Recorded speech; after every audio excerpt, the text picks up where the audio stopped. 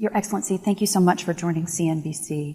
I want to kick off by asking you to address Iran's foreign minister's comments directly. He essentially suggested that Saudi Arabia would be willing to fight to the last American soldier, as well as raising the prospect of an all-out war.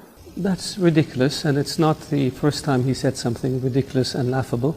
Saudi Arabia and the United States are allies. The attack that Iran conducted was an attack against the whole world, not just Saudi Arabia. And now they're trying to justify it. They're trying to find ways to create divides, but that's ridiculous. And when you take a step back and think about this kind of international consensus that you're looking for, you said just a few minutes ago that you think that it is the responsibility of the world to protect this region. But isn't that Saudi Arabia's responsibility? Of course, it's our responsibility to protect our borders, our people, our residents, our infrastructure, absolutely. But the world also has a responsibility to make sure that Iran is not allowed to get away with murder, and that Iran's aggressive behavior and destructive behavior must be checked. And the world has a responsibility to ensure the freedom of navigation in the Gulf and in the Arabian Sea so that the global energy supplies are not disrupted. We are committed a lot of our resources to this effort.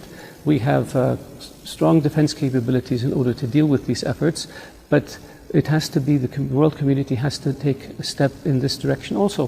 One of the things the international community can do is further isolate Iran and extract the price from Iran for its aggressive behavior.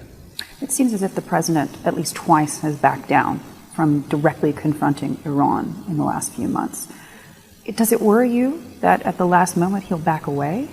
We are in consultations with the US on how to deal with Iran's aggressive behavior, as we are with other allies around the world. And I think once the results of the investigation are finalized, we will have to make decisions with regards to what steps we need to take to ensure that this doesn't happen again. Walk me through those potential steps, because how many diplomatic tools do you really have left in the bag here? There are a number of issues one can take. Increased isolation of Iran, increased sanctions on Iran. There are other steps that can be taken in other areas, but I will not get into them because it's not my purview, nor is it appropriate to discuss any such options before decisions are made. The murder of Jamal Khashoggi has created quite a rift with between Saudi Arabia and many of its international partners, and particularly even with members of the U.S. Congress. How do you plan to get an international consensus on how to tackle the problems of Tehran? What happened to Jamal Khashoggi was a crime. It was a heinous crime. He was murdered by agents of the Saudi government in a Saudi government facility. This was a rogue operation, unauthorized. His Majesty and the Crown Prince ordered an investigation. The public prosecutor charged 11 people. They are now on trial. The trial has been going on for months. 5 of the individuals are charged with the death penalty. The investigation is ongoing. We are looking at putting in place mechanisms in our security services to prevent something like this from happening again. This is what countries do in similar situations. Remember Iran-Contra and Ronald Reagan. Did Ronald Reagan know about Iran-Contra? No, he didn't. What did the US do? Investigate, hold people accountable, punish people, put in place procedures to prevent it from happening again. Look at what happened with Abu Ghraib. Did the commander of the American forces in Iraq know about it? Did the president know about it? Of course not. This was a rogue operation.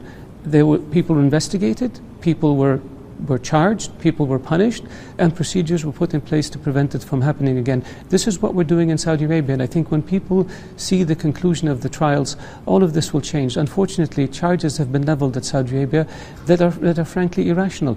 You declare somebody innocent until proven guilty, not the other way around. There's a deep concern around many in the investment community, not just in Saudi Arabia, but in the region as a whole, about Saudi Arabia's policies, particularly now that we've seen these enormous attacks on what is a critical lifeline to the Saudi economy. What's your message to them?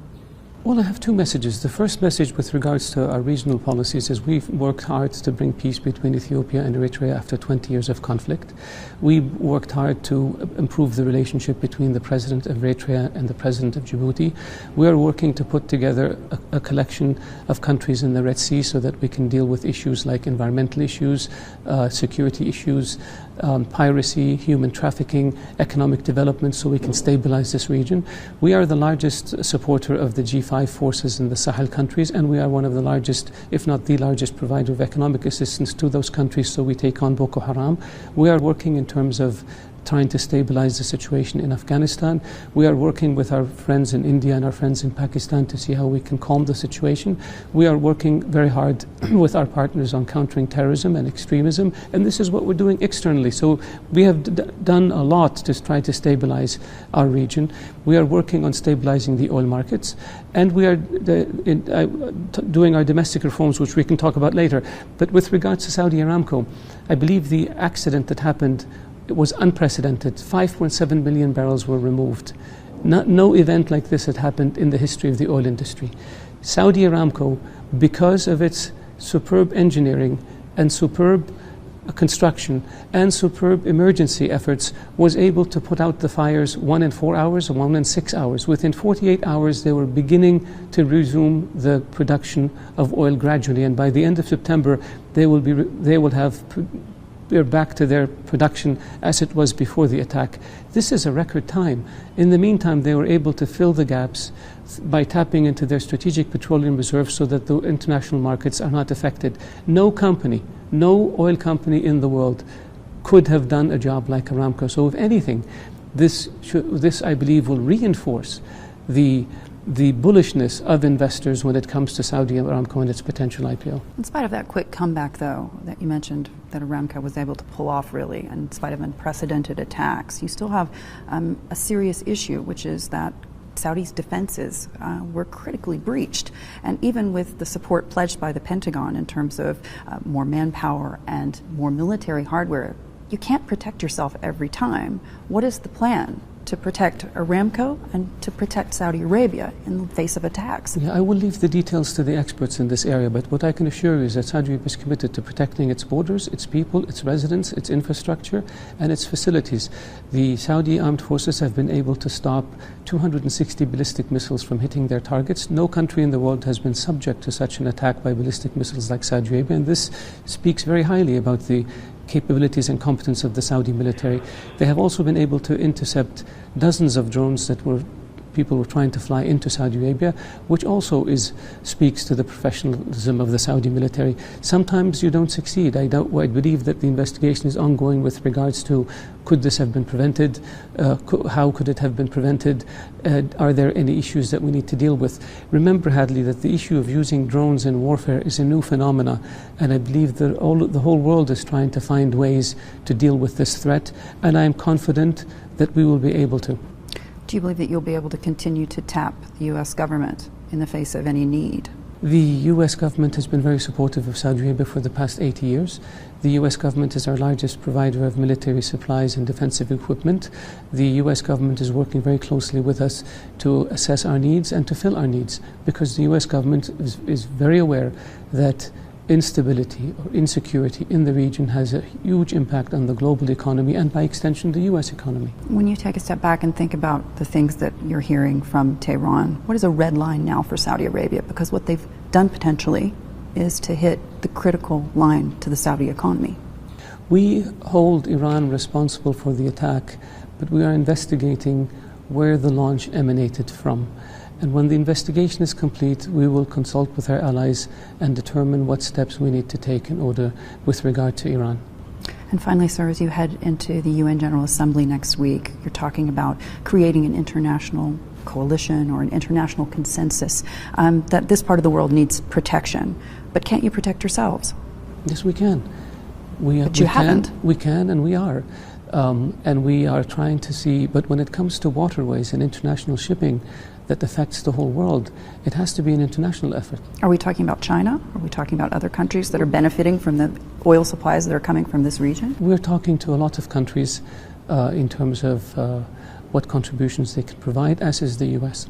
And who's standing in your way in terms of that international consensus? Are we talking about countries in Europe like France or Germany who've opened the door to a rapprochement with Iran? Iran probably is trying its best to prevent something like this from happening. The concern we have is that some countries believe that being lax with Iran will make Iran behave better. That hasn't worked in 40 years and will not work.